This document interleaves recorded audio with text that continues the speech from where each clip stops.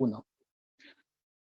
Bien, bienvenidos a todos los oyentes, a todos los que nos están viendo por la transmisión en vivo desde las páginas de Estudiantes por la Libertad Perú y de la Asociación Civil Focus. Para nosotros es un placer continuar con una sesión más, debatiendo sobre las ideas, difundiendo el pensamiento, ¿no? Desde la institución de Estudiantes por la Libertad Perú siempre tratamos de difundir la libertad, el mensaje que muchas veces no se ha escuchado en los medios, ¿no? Del mainstream, y siempre sobre temas coyunturales, siempre sobre a veces ideas innovadoras, como es el caso de hoy día. Y en esta ocasión me complace presentar a una persona que es autoridad en una facultad de una universidad donde justamente se da mucho eso, ¿no? El debate de ideas. Universidad de San Martín de Porres, la Facultad de Derecho. Me honra presentar al doctor Ernesto Álvarez Miranda. El doctor estudió Derecho en la Universidad de San Martín de Porres, donde obtuvo el grado de doctor en Derecho, realizó su especialización en Derecho Político en la Universidad de Navarra, fue elegido magistrado del Tribunal Constitucional del Perú por el Congreso, ocupando el cargo en el 2007 al 2014, llegando a ser su presidente en el año 2012. En la actualidad es decano de la Facultad de Derecho de su alma mater y reconocido columnista en medios de comunicación y redes sociales. Bueno, sin más, le damos bienvenida al doctor Ernesto Álvarez. Muchas gracias, doctor, por su participación. Muchas gracias a ustedes por la invitación. El tema que hemos elegido para esta tarde básicamente se refiere a la crisis política y a la aparente crisis del modelo, no solamente peruano, sino un modelo que se vino llevando a cabo bajo el auspicio de las ideas socialdemócratas, no solamente en Europa, sino incluso en Estados Unidos, con el presidente Obama, y en gran medida, para no variar la historia, Latinoamérica es tributaria de las ideas dominantes en Europa. Recogimos el Código de Napoleón, recogimos el sistema judicial español, recogimos el Code de Alfonso el Sabio, y tenemos el sistema judicial que todos conocemos. En lugar de haber escogido la oralidad, el haber escogido los principios de brevedad, de inmediatez, que ahora recién en el siglo XXI estamos tomando conciencia de que lo que tenemos no es necesariamente lo mejor y que podemos construir sociedades más modernas, más cercanas al ciudadano de a pie, más cercanas a la función verdadera que debe desempeñar un Estado de derecho. En función a eso, yo quería comenzar con una primera reflexión, que es la que me motiva por las circunstancias, al ver a un presidente de la República lleno de buenas intenciones, pero esencialmente atemorizado por el resultado de las encuestas semanales que aliados suyos le publican. Le han hecho creer de que a falta de partido político y a falta de bancada propia, él necesita superar los 70 puntos. Y para eso lo vemos con la cara de preocupación, con la cara de mudada, con la cara de tensión, cuando, según las encuestas, cuya metodología no necesariamente es aceptada por todos, puede ser una metodología harto discutible. Calculo con algunas personas que el presidente Vizcarra no debe estar alejado del 50% de aceptación, lo cual en un país latinoamericano es bastante, es suficiente, pero lo vemos preso de la coyuntura, preso de los asesores, preso del acontecimiento del noticiario de la noche o el de la mañana. Entonces, no lo vemos confortable ejerciendo el poder bastante amplio y bastante sólido, por cierto, que disfruta porque de alguna manera ha vencido a sus enemigos, ha vencido a todas aquellas personas y aquellos grupos que se le habían opuesto, se le habían enfrentado, porque desde un primer momento él optó por no ejercer política. Sabemos que la política es el arte de la tolerancia, de la búsqueda del diálogo, del consenso y de los acuerdos. Sabemos que la política parte de la premisa esencial que no todos podemos tener la razón siempre. En algún momento, nuestro adversario, nuestro odiado adversario, puede tener parte de razón. Por tanto, asumimos democráticamente que las soluciones para nuestro país, para nuestra comunidad, para nuestro municipio, parten de la premisa de conversar con los adversarios y ceder posiciones para que mediante acuerdos podamos todos apuntar a lo que en ese momento es lo mejor para nuestra comunidad. Eso es política.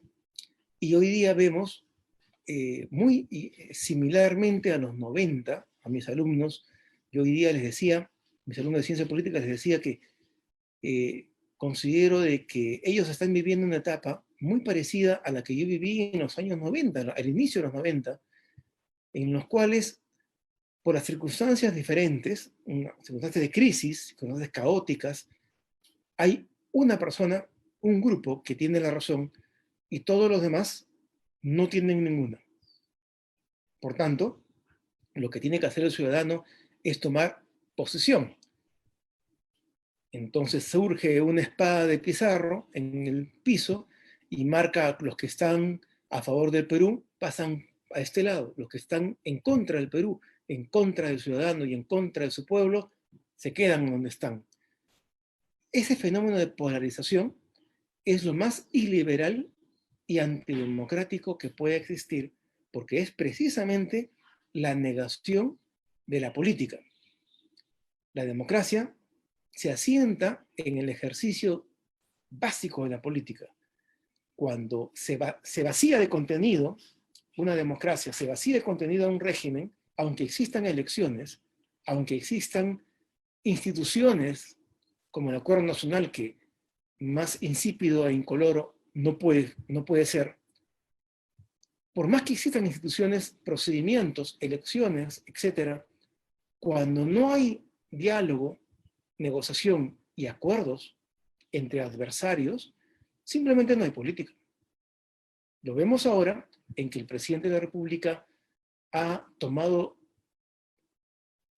por sí ante sí todo el riesgo posible. Yo personalmente no le hubiera aconsejado hacerlo, le hubiera aconsejado compartirlo con otras figuras políticas, con otras figuras públicas. Era tomado todo el riesgo. Ni siquiera potencia a su primer ministro, a su presidente del Consejo de Ministros, ni a sus ministros en realidad. Tiene un Consejo de Ministros esencialmente, salvo contadas excepciones, personalidades de segunda o tercera línea. Y él ha decidido que esto sea así. Nadie lo opaca. Él es el que habla en las jornadas de mediodía, en las mal llamadas conferencias de prensa, que son muy similares a las que tiene Pedro Sánchez, el presidente del Consejo de Ministros, el presidente de gobierno español. Preguntas filtradas, preguntas preparadas, no contacto directo con la prensa, temor a conversar con los adversarios, un temor muy grande e injustificado en su caso, porque a diferencia de lo que sucede en el presidencialismo peruano, los políticos españoles que tienen que crecer, tienen que desarrollar, hacer méritos dentro de una estructura parlamentaria, están acostumbrados al debate, a la oratoria, al enfrentamiento, a la búsqueda de consensos. Vemos, al contrario, a un Pedro Sánchez atemorizado que baja la mirada cuando hablan los adversarios y prácticamente lee las respuestas. Eso no puede suceder en un país que quiere y aspira a ser democrático y aspira a enfrentar y a liderar a su pueblo en una pandemia, o en una crisis económica, o en un terrorismo, o en cualquier evento donde se exija el máximo de capacidad a una élite política que hoy en día no tenemos. Por tanto, hay un presidente que se siente preso de las cifras. Y eso es muy curioso, porque justamente la Constitución del 93 ha exonerado al presidente de la República en ejercicio de la necesidad de vivir atemorizado por las encuestas. Me explico. Al prohibir la reelección inmediata del presidente de la República, el constituyente tuvo tres objetivos. El primero, obviamente, es favorecer el principio de alternancia. En una democracia se entiende de que como no hay un solo grupo que tiene toda la verdad, toda la razón, entonces lo natural y lo sano es de que compartan el gobierno diferentes grupos y diferentes personas. Alternancia democrática. Lo segundo es prohibir la reelección porque está comprobado de que lo humano es de que el presidente en ejercicio o el grupo que lo respalda hagan uso indebido de los recursos del Estado, recursos que son sufragados, que son pagados por los impuestos de los peruanos, o sea, recursos del pueblo, sean mal usados en dar dádivas, en dar subsidios, en gastarlo en pro de la compra directa o indirecta de los votos. Por eso es que en el Perú no hay reelección. ¿Por qué hay reelección en Estados Unidos? Porque al presidente norteamericano en ejercicio se le prohíbe inclusive el uso del avión, el uso del helicóptero presidencial, el uso de cualquier medio, incluso del auto presidencial, si es que se conduce, si es que está yendo a un mitin de campaña o a un acto considerado propio de la campaña electoral reeleccionista. Tiene que hacerlo con helicópteros, viajar en avión, viajar en vehículos e inclusive efectuar gastos con el peculio de su comité financiero de campaña, el cual es permanentemente auditado por instituciones absolutamente autónomas y apolíticas, instituciones verdaderas, que el Estado norteamericano tiene para controlar a los políticos. El Estado norteamericano ha crecido, ha desarrollado históricamente en la idea democrática. El presidente puede estar en la razón, puedo simpatizar con el presidente, puedo ser miembro del partido del presidente, pero no puedo tolerar que el presidente gaste 20 soles en su campaña electoral, porque eso es incorrecto. Ética puritana, Weber. En el Perú no tenemos eso. Por tanto, se opta por simplemente prohibir la reelección.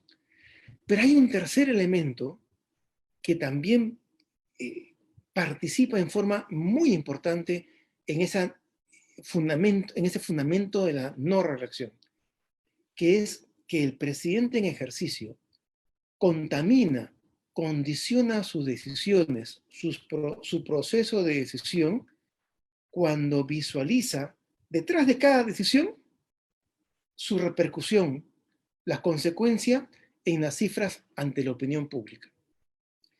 Al prohibir la reelección, hemos exonerado al presidente en ejercicio de la necesidad de preocuparse si tiene 70, 60, 50 o 40% de aprobación. Basta con un 30%, 35% para gobernar un país latinoamericano, y es bastante. Hay muchos presidentes que, sin llegar al extremo del presidente Toledo con 9%, muchos presidentes que pueden gobernar con alguna holgura con más del 20%. Recordemos, el artículo de Carlos Meléndez publicado el día de hoy es muy claro. En ese aspecto, Piñera estaba con 12% antes de la pandemia. Estaba contra las cuerdas porque de alguna manera Chile no ha hecho su tarea desde el ámbito social. no existen mecanismos, instrumentos para promover la dinámica social, y no existen mecanismos que generen verdadera igualdad de oportunidades. Y Chile, con un 70-75% de economía formal, tiene graves problemas cuando encuentran en las huelgas o encuentran en enfrentamiento, en la controversia política, una consecuencia económica. Del 12%, Piñera, con una acción política en el ámbito sanitario eficaz, ha logrado llegar al 25% a la fecha. Con el 25%, Piñera asegura un gobierno estable. ¿Por qué el presidente se muestra tan preocupado cuando sus asesores le dicen: ha bajado, señor presidente, 3 puntos, 4 puntos menos, tenemos que hacer algo inmediatamente? Eso es falso. El presidente de la República en ejercicio contamina su proceso de toma de decisión cuando visualiza opinión pública. Él tiene que hacer, está obligado a hacer lo que deba hacer, lo que sea correcto hacer, porque no debe tener el horizonte de una reelección inmediata. 1. 2. El índice de aprobación en este momento del presidente colombiano, Duque, si bien es cierto que también había enfrentado a los activistas, muchos de ellos dirigidos, subvencionados por el gobierno venezolano, también los había tenido que enfrentar y bajar en las encuestas. Hoy en día tiene el 52%. 52% de aceptación, que prácticamente le sobra en cuanto a margen de decisión, le sobra para tomar cualquier tipo de decisión. Y no solamente se sustenta en la opinión pública, sino que se reúne con dirigentes de otros partidos políticos para compartir y tomar acuerdos en forma colectiva. Y no me estoy refiriendo a una reunión de acuerdo nacional donde tienen asiento todos aquellos que ya no importan en el país. Estamos hablando de reunión de dirigentes políticos efectivos, de representantes de los votos, de representantes de gremios reales que existen en Colombia. Por tanto, aquí hay un tema fundamental: el tema de la capacidad de dirección. No hay dirección cuando no hay capacidad sustentada en formación. Una empresa, cuando contrata a un CEO, lo hace no en función de la imagen del CEO. Él puede ser flaco o gordo, puede tener lentes o no tener lentes, puede ser simpático o puede tener una risa desagradable. Él lo contrata porque a lo largo del tiempo, a lo largo de los estudios universitarios, de su maestría, de su MBA, a lo largo de su trayectoria profesional, de los diferentes cargos que ha desempeñado, las diferentes tareas y los diferentes problemas que ha superado en beneficio de otras empresas, hablan por él. Su trayectoria es una trayectoria de una lucha constante por superación, y llega al sitio, al asiento de director general, de ser el dirigente máximo de una empresa, la cabeza, el cerebro de la empresa, porque se sabe capaz. En política, hoy en día en Latinoamérica, esencialmente en el Perú, no están llegando los más capaces, sino los más avesados, los que toman más riesgos, los que son capaces de asumir cualquier riesgo, de construir una transoceánica, aunque no importa que transiten 3 o 4 camiones al día y sea un elefante blanco. Los que son capaces de gastar más de $5.000 millones en el proceso de modernización de una refinería para un país que no tiene petróleo suficiente que refinar. Ese tipo de políticos están llegando a Palacio de Gobierno y las consecuencias las estamos viviendo hoy en día. Cuando uno llega a la dirección de una empresa o llega a la dirección de un banco, de un partido político o de un gobierno y no tiene formación, no tiene una adecuada perspectiva que le brinde doctrina y programa, lo que hace es copiar. Seguramente hay que contratar, se contrata asesores extranjeros y, por ejemplo, en el caso peruano se sigue prácticamente con una fidelidad sorprendente la estrategia, o si alguien quiere, la falta de estrategia española en el combate de la pandemia. Por tanto, nosotros hemos repetido prácticamente los mismos errores que España. Hemos cerrado, tenemos la virtud de haber sido el primer país latinoamericano en aislar socialmente a su población, invocarles de que mediante una cuarentena no salgan, eviten salir de su casa en forma innecesaria. Somos los primeros en tomar ese instrumento. Pero eso fue un instrumento, no es el remedio. Es como en medicina, hemos guardado cama, pero no hemos tomado el antibiótico. El instrumento, la cuarentena, solamente sirve para darle tiempo al sistema sanitario a distribuir los test moleculares para testear a la población agrupada en segmentos territoriales, ocupacionales, por edades, para separar a los contaminados, a los contagiados y evitar que se disemine, que se siga distribuyendo el virus. Separando inicialmente, en un primer momento, a los contagiados, cerrando fronteras y guardando cuarentena, hubiéramos podido superar la pandemia mucho mejor que cualquier otro país sudamericano.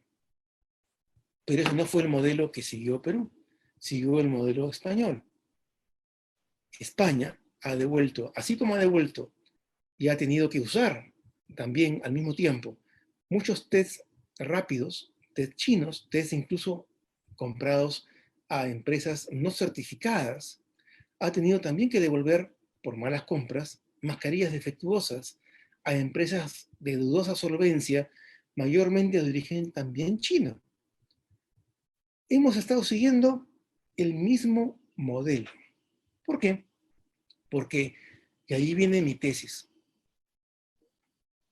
hemos seguido básicamente un error de perspectiva ideológica. Un error marcado no por un problema técnico, un problema de índole científico. En la ciencia hay que tomar posiciones, hay que asumir posiciones y riesgos.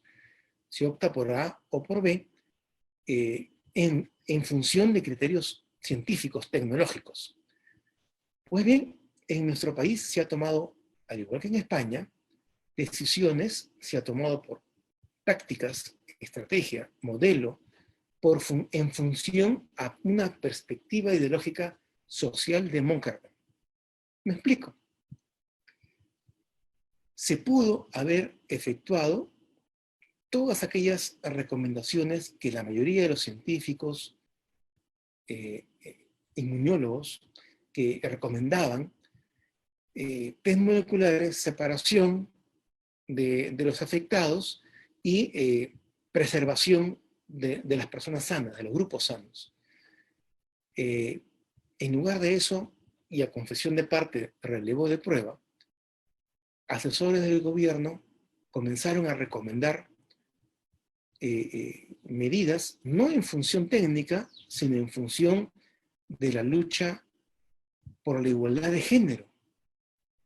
Imagínense una guerra donde se emplee la artillería y no los blindados, se emplee aviones de transporte y no los aviones caza se emplee carabinas y no los fusiles de asalto por motivos ideológicos, por motivos de formación, de perspectiva ideológica de lo que debe ser el país cuando la guerra culmine, sin pensar que estamos enfrentando a nuestros soldados que van a morir en el campo de batalla por decisiones técnicamente incorrectas.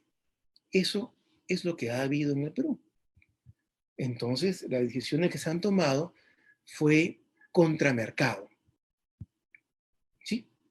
Hay que centralizar las decisiones en el Estado, porque el Estado tiene la razón, porque en época de crisis, así como en época de guerra, es el Estado el que debe asumir toda la dirección.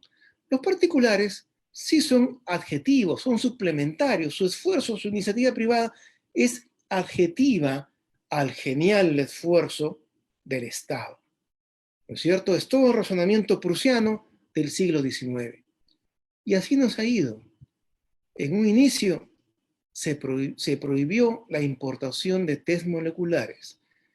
Se puso muchas trabas a la compra por parte de laboratorios y de empresas particulares, inclusive de mascarillas. Hoy en día, por fin, ya se liberalizó, entre comillas, la toma de muestras de test moleculares por parte de algunos pocos, mercantilismo tal vez, laboratorios grandes, cuando de plano, desde el inicio, cuando se supo la naturaleza del virus, se debió haber diversificado, liberalizado por completo la importación de los insumos, la importación de los tests, para que no solamente los laboratorios de San Isidro y de La Molina puedan tomar muestras, testear a las personas, sino los laboratorios, los centros médicos, los centros quirúrgicos, las postas sanitarias de pueblos jóvenes, de los distritos populares, de los distritos más alejados de la periferia metropolitana, que para mucha gente es todo el país. Pues bien, así nos ha ido. Hemos sufrido la consecuencia de que el punto de inicio fue la perspectiva socialdemócrata, imponer un modelo estatista pensando no en derrotar al enemigo, sino en construir una sociedad igualitaria de acuerdo a la ideología de los asesores. Ese es un problema, ese es el pecado original del combate contra la pandemia. En lugar de potenciar, como dice la Constitución, como manda la Constitución, reconocer que el esfuerzo y la iniciativa personal, individual, es el motor generador de la economía.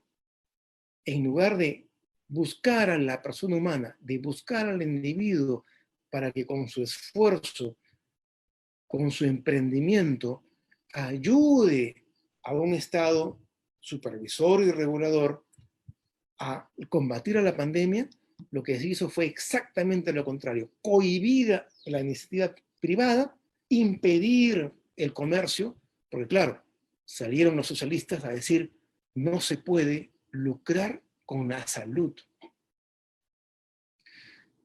Curiosísimo, se puede lucrar con la fe, se puede lucrar con la muerte, se puede lucrar con la vida, pero no se puede lucrar con la salud.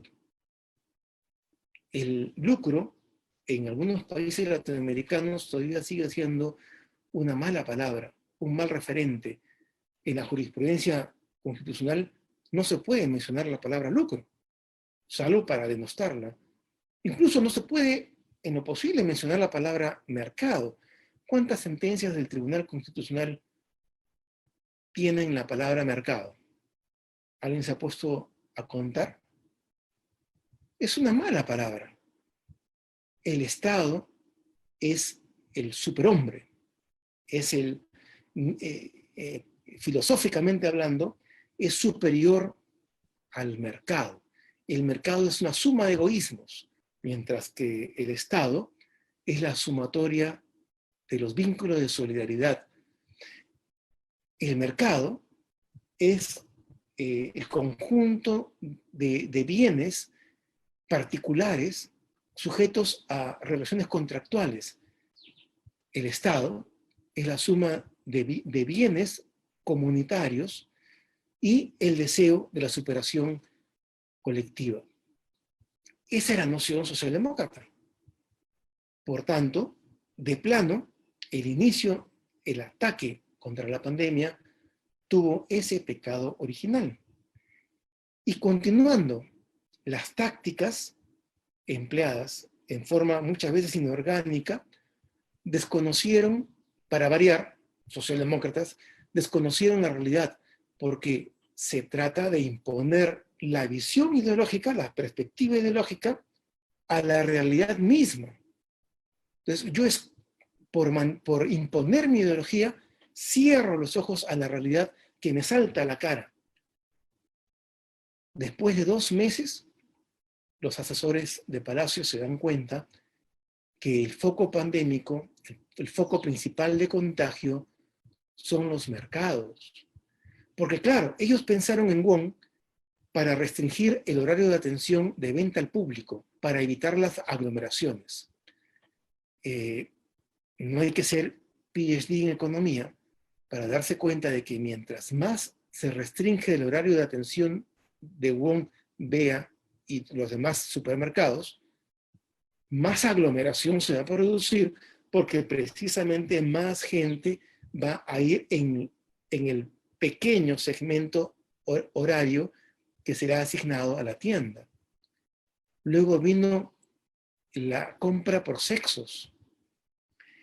Y luego vino la prohibición del uso de vehículos particulares, del auto. No se puede en auto. La recomendación del presidente es salir a comprar uno solo por familia, para que no sea habitual tener gente en la calle, que esa persona salga, esa única persona salga a comprar todos los bienes que la familia necesita para toda la semana. Pero no puede usar auto. Ojo, tiene que usar la locomoción de a pie o el transporte público, donde sí se contagia la gente. En el auto no, en el transporte público sí, porque hay aglomeración. ¿Cuál es la recomendación del asesor presidencial? Transporte público. Y por allí algún neerlandés recomendó el uso de la bicicleta. Claro, es porque nunca en su vida han ido a comprar al mercado en bicicleta. Nunca han colocado 2 o 3 bolsas grandes en la supuesta parrilla o en el timón de una bicicleta. Nunca han hecho las compras y posiblemente nunca han visto cara a cara a un vendedor de verduras en el mercado. Porque seguramente van a un Wong a comprar 2 o 3 cosas y hacen la cola en la caja rápida. Desconocimiento absoluto de la realidad. Los científicos sociales son muchas veces los que menos conocen al pueblo peruano. El pueblo peruano, y se advirtió, hace más de 2 meses, diversas personalidades, diversas personas de la academia, incluso en redes sociales, advirtieron de que en nuestro país, donde el 75% de las personas gira en torno de la economía informal, no iban a poder soportar cuarentenas por más de 20 días. La gente ha hecho un esfuerzo inmenso. No es que sean indisciplinados, ya ha hecho un esfuerzo inmenso por sobrevivir, a pesar de que su economía personal es diaria, en el mejor de los casos semanal.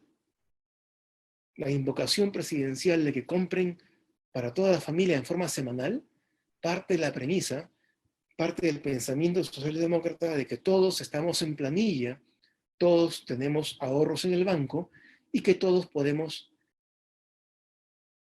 vivir durante un mes sin salir de casa. Pues bien, señores, sabemos perfectamente, aquellos que circulamos normalmente por Lima o por otras ciudades del país con los ojos abiertos, sabemos de que la inmensa mayoría de peruanos no tiene ahorros, vive el día a día y necesita de la actividad económica para dar de comer a sus hijos. La gente que sale en los mercados, sale a vender el ambulante, como alguien puso en redes sociales, el heladero de una marca conocida de helados, no salen por indisciplina, no salen por capricho, salen porque sus familias simple y llanamente y literalmente no tienen nada que ponerse en la boca. Recién se están dando cuenta y están afligidos porque están obligados a ir flexibilizando algunas actividades económicas y por supuesto cometen errores porque siguen aplicando recetas pensando en que todos trabajamos en una oficina, de que todas las personas estamos sujetas a una relación laboral contractual de estabilidad, legal, formal. No se dan cuenta de cómo es el país en el que viven. Por último, esa gente que ya ahora, ya sin temor, porque no les importa que les pongan 6.000 soles de multa, simplemente porque no tienen 40 soles en el bolsillo. No les importa que les embarguen, porque no tienen casa propia. Y no les importa que se queden con la tarjeta de propiedad del auto, porque no tienen auto. Tampoco tienen bicicleta. Fíjense, la gente humilde, la gente del Perú, está saliendo a la calle. Obviamente, igual que en España, la clase política y el gobierno les llama la atención por indisciplinados, por no guardar la cuarentena. Señores, hemos estado casi 2 meses en cuarentena. Si las clases medias están sufriendo ya el problema económico, figúrense ustedes el drama abrumador que deben estar viviendo las clases populares, los que viven el día a día. En lugar de rodearse de otros asesores, cuando uno se da cuenta que está perdiendo la guerra, cambia general. Sucedió en Francia cuando se dio cuenta que Alemania en 10 días había sobrepasado las defensas francesas y estaba a puertas de París. Cambiaron los generales. Uno cambia de asesores, uno cambia de entorno cuando se da cuenta que sus consejos fueron equivocados. En lugar de eso, se sigue aplicando tácticas y medidas que parten del desconocimiento y parten de la perspectiva ideológica de imponer temas cruciales e importantes para la sociedad sujeta a la muerte. Están pintando en el centro de Lima ciclovías, porque esa es la solución para el momento actual, para la crisis actual. Señor presidente, señores que gentilmente me escuchan en esta tarde, toda persona que tiene capacidad de decisión tiene que saber el momento en el cual marca la línea territorialmente entre la derrota y el futuro. Tenemos que rodearnos de gente que entienda de que en el Perú, aunque le pese a la gente socialdemócrata, prevalece el mercado, porque en el Perú, de facto, existe una situación en la cual el grueso de los peruanos no pide al Estado dádivas. Lo único que pide es libertad. Es que el Estado no le imponga medidas en contra de su supervivencia. Lo único que pide es que el Estado no desactive la actividad económica por la cual uno satisface las necesidades de su familia. Lo único que pide no es intervención, bonos, subsidios del gobierno. Lo que el grueso de los peruanos piden es que el gobierno entienda y tome medidas en el mismo sentido del mercado. Hoy en día, hablar de mercado no es hablar de las AFP, que dicho sea de paso, forman un cártel mercantilista con ayuda de los gobiernos. No es hablar de las grandes empresas, que en su gran mayoría gozan de dádivas arrancadas mediante presión a los gobiernos, porque en el fondo, en la parte superior de la economía y formal del Perú, se vive un mercantilismo real. El grueso del Perú es un país que gira en torno a las leyes del mercado, con actores pequeños y medianos que necesitan que el gobierno entienda de que la única manera de reorientar hacia la victoria contra el virus es permitir que los ciudadanos entiendan su propia realidad, cuiden la salud de su propia familia, pero en el mismo sentido que les aconseja su lógica liberal, su lógica de emprendedor, su lógica de trabajador con su esfuerzo e iniciativa personal. Por tanto, para concluir recapitulando, toda la lucha contra la pandemia tiene un defecto, un pecado original, que es partir de una premisa ideológica equivocada. El segundo punto esencial es que un presidente de la República está preso de las encuestas, cuando no tiene ninguna obligación por estarlo. El señor presidente lo que tiene que hacer es salvar esta crisis y entregar el poder a quien buenamente gane las elecciones en 2 vueltas, que por un motivo muy poderoso se implementó la segunda vuelta en la Constitución vigente: evitar que gane un radical. Y lo tercero es que toda medida que se asuma a partir de este momento tiene que estar vinculada a la realidad del mercado. ¿Quién puede luchar mejor contra la pandemia? ¿El Estado o los particulares? ¿El Estado es capaz de adquirir mascarillas? No. ¿Es capaz de adquirir test moleculares? No. ¿En el número necesario? No. ¿Es capaz de realizarlos y distribuirlos, testear a la población? No tiene la capacidad. El Estado sí puede ayudarse, vincular a los sectores de particulares, a los sectores privados, para que sean ellos los que colaboren en la adquisición, en la importación de los insumos para el sistema sanitario, e inclusive para que ayude al Estado en el modelo educativo no presencial en colegios y universidades, como ya se viene haciendo felizmente en los colegios, a pesar de la prédica estatista contraria a la iniciativa privada que tienen algunas personalidades que están todavía cobijadas al amparo de políticos socialdemócratas, políticos progresistas.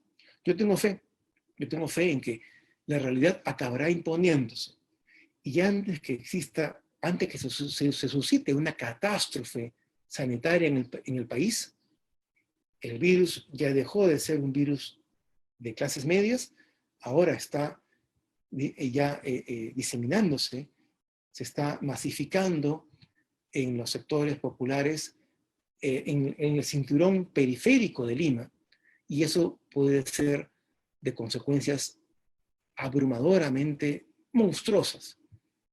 Antes que eso ocurra, yo confío en que el presidente sabrá rodearse de otros generales para ganar esta guerra.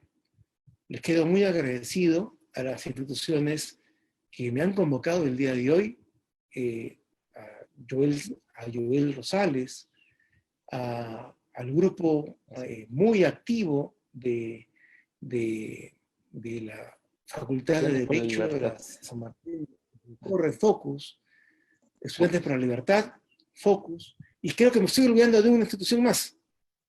Joel, ayúdame. Sí, el Instituto Peruano de Mercado, también, doctor. El Instituto Peruano de Mercado.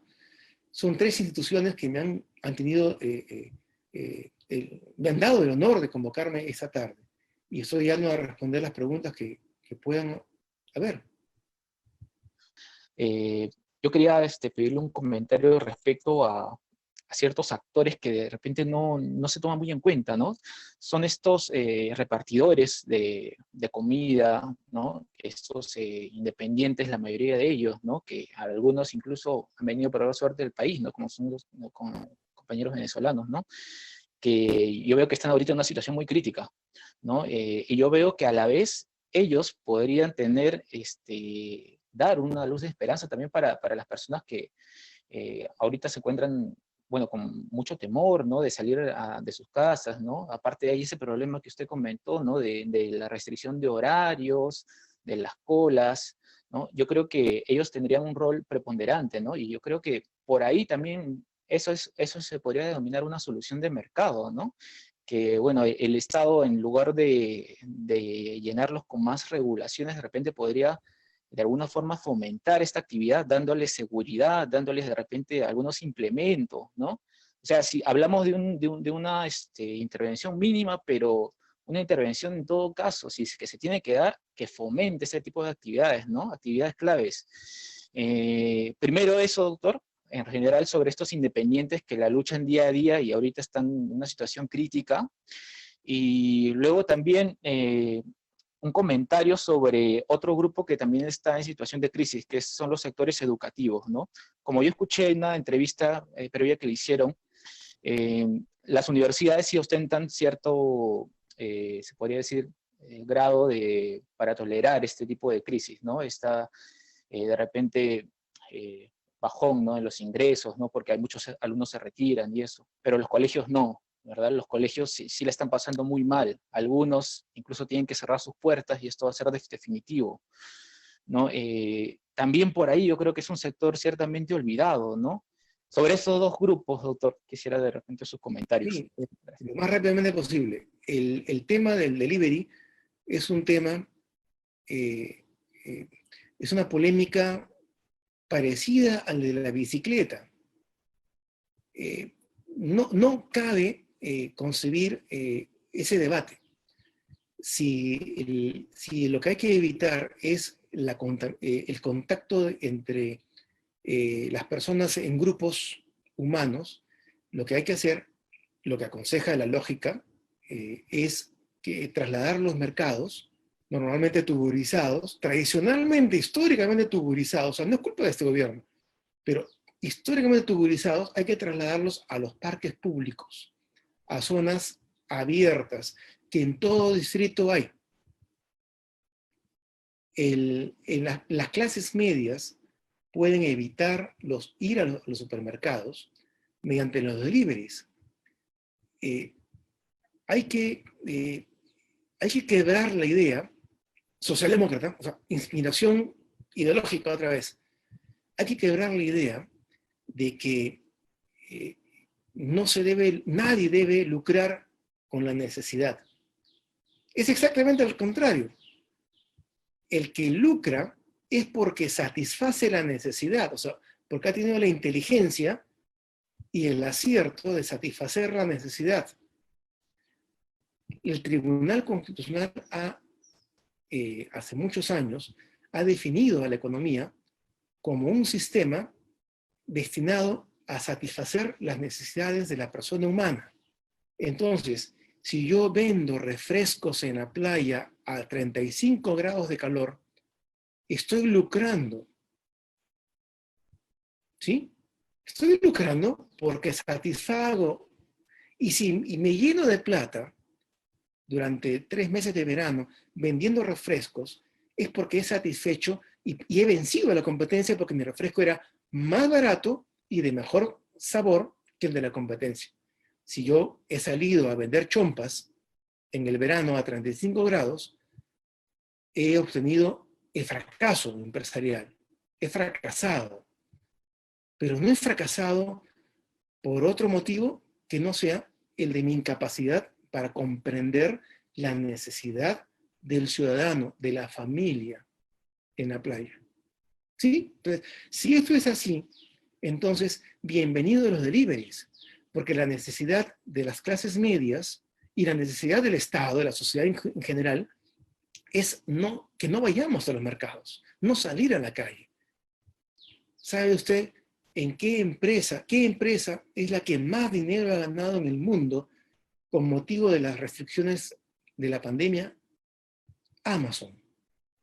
Amazon ha hecho millones con la pandemia. ¿Qué hacemos? La prohibimos. No, bienvenido, porque Amazon es una empresa que le lleva a su domicilio con todos los estándares de calidad, le deja en una caja, o sea, prácticamente llega a la persona envuelta en plástico, le deja en una caja y no tiene contacto alguno con usted. Usted ya depositó vía bancaria, ya hizo el depósito a la empresa, a la cuenta de la empresa, no hay contacto alguno. Son 3 metros los que hay en el peor momento entre uno y otro. Amazon ha hecho millones porque le entrega a usted desde libros para que se quede en casa, hasta comida, hasta si usted pide una langosta con un champán francés, Amazon se lo lleva a su casa. No tiene nadie por qué salir. Ese ha sido el éxito en muchos países europeos, que han asumido y han, en lugar de dar y crear nueva regulación, porque el burócrata que no piensa, lo que hace es crear más regulaciones, justamente porque en el fondo desconfía del mercado.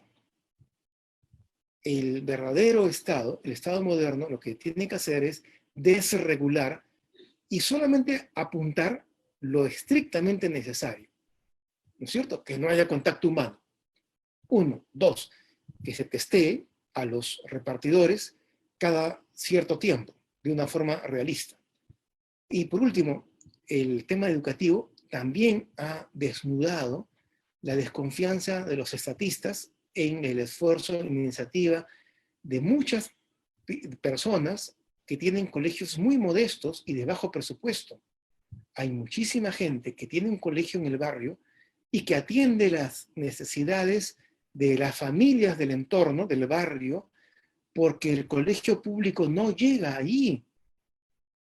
El colegio particular que cierra ahora por no poder pagar la planilla y por no tener las cuotas de pensiones de los padres de familia, no va a abrir en noviembre. Ya no va a abrir ese colegio, abrumado por las deudas. Y ese barrio no va a tener colegio en el cual puedan los hijos terminar el año. Entonces, dejemos de desconfianzas. Al contrario, si se está pensando en el bono para algunas empresas, lo primero que yo pienso, como un Estado moderno, es hospitales y colegios. Esa es mi función. El bono debe ser para los colegios, para sustentar la diferencia que existe entre el impago, la falta de posibilidades de los padres de familia de seguir pagando las cuotas porque no tienen economía familiar, versus la necesidad del colegio de seguir pagando planillas de docentes y administrativos y el alquiler, del local, que es los principales rubros. Los otros rubros son absolutamente marginales. Entonces, si hay que dar un bono a alguien, démosle a los colegios, al colegio parroquial, al colegio del barrio, al pequeño emprendimiento del barrio, garantizando que nuestros hijos puedan terminar su educación este año y posiblemente comiencen en esas condiciones el próximo año. Gracias, Joel. Genial, doctor. Por acá también recogemos preguntas por Zoom. Nos comenta Cintia Reyes, de Estudiantes por la Libertad. Dice, esta postura populista del gobierno y de imponer sus medidas con una falta de un diagnóstico ajustado a la realidad peruana es una constante al momento de generar políticas públicas. Es mejor que el Estado, con esta visión sesgada y que solo escucha a expertos que se alineen a ellos, se abstenga de dar políticas públicas y dejar que vayamos saliendo de la crisis con la iniciativa privada. Yo creo en el Estado. O sea, el Estado es necesario en cualquier comunidad política organizada, pero el Estado no puede dedicarse ni a las bicicletas, ni ser hostil a los colegios, ni ser hostil a los deliveries. El Estado, por naturaleza, por necesidad de la sociedad misma, lo que tiene que es ayudar a la iniciativa privada. Por ejemplo, ¿cómo es posible que algunos millonarios españoles, por ejemplo el dueño de Zara, el dueño de Facebook, algunos dueños de algunas empresas muy grandes europeas, hayan comprado y donado millones de mascarillas, millones de test moleculares, y el gobierno español haya sido incapaz de comprarlas? ¿Por qué el Estado no puede y un particular sí puede? Porque quien sale a comprar es alguien con contactos. En un caso particular, por ejemplo, ¿por qué no le pedimos ayuda a ADEX, a los exportadores, aquellos que tienen contactos en el extranjero, que tienen amigos y que asisten a las ferias internacionales de sus actividades cada año? Importadores y exportadores deberían rodear al presidente de la República, rodear al ministro de Salud, para facilitarle, con sus contactos empresariales, contactos comerciales, la compra de lo que necesita el país. En lugar de eso, el presidente de la República se rodea por sociólogos. ¿Hay lógica en eso?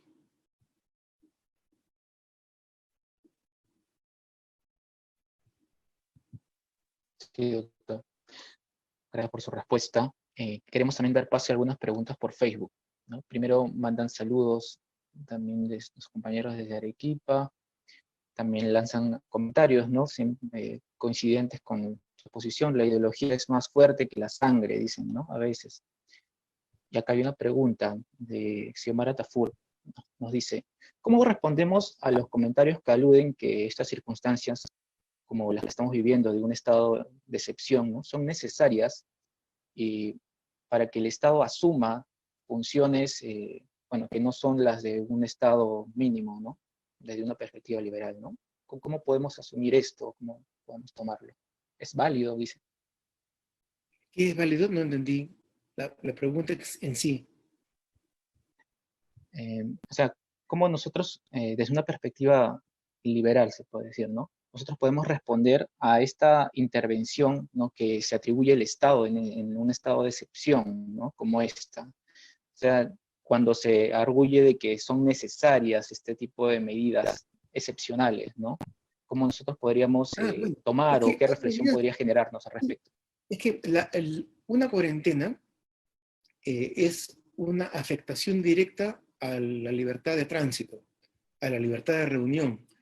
O sea, vulnera una serie de libertades. Hay personas que la están pasando muy mal. Hay personas que están sufriendo una soledad inaudita. Hay personas que por la necesidad económica o necesidad de la casa, están viviendo con enemigos dentro del hogar, dentro de la casa. Eso afecta a la libertad y afecta a la dignidad humana. Pero en derecho constitucional hay lo que existe, la ponderación de derechos. En este momento bueno, mejor dicho, en el momento en que se tomó el acuerdo de la cuarentena, la decisión de la cuarentena por emergencia, era sumamente importante impedir que haya más contagios, y para eso era necesario impedir la circulación, restringir las libertades. Esto se hace en forma excepcional porque el derecho constitucional exige que las medidas siempre sean racionales y proporcionales. Después de 2 meses, ya no es proporcional. Después de 2 meses, ya es irracional. ¿Por qué? Porque no se ha logrado el objetivo. Por tanto, la medida careció del acompañamiento necesario, los test moleculares, para testear a grupos sociales y aislarlos. Por tanto, ¿se justifica que continúe la restricción de libertades? Obviamente ya no. Es necesario ir flexibilizando ir levantando las restricciones, y la primera de ellas es permitir los deliveries, y la primera de ellas es permitir la iniciativa privada. ¿Por qué? Y eso es injusto. ¿Por qué una persona, un periodista, una política, un empresario puede comprar, adquirir el test molecular y testearse? ¿Por qué? Porque vale 300 soles, pues. ¿Y por qué la gente del pueblo, la gente popular, la gente humilde, no puede comprar un test molecular en este momento?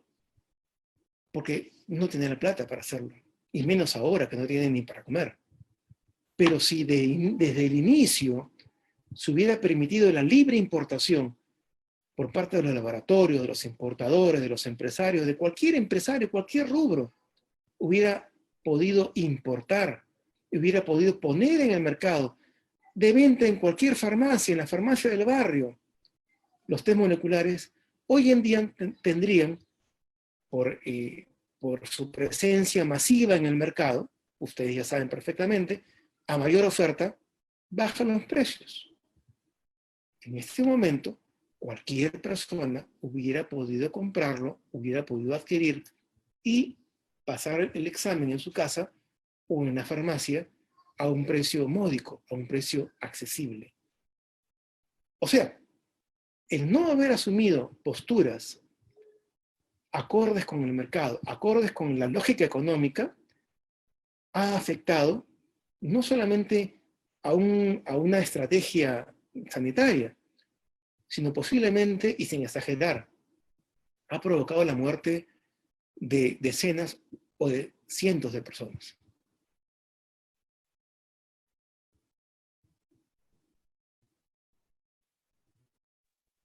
Claro, doctor.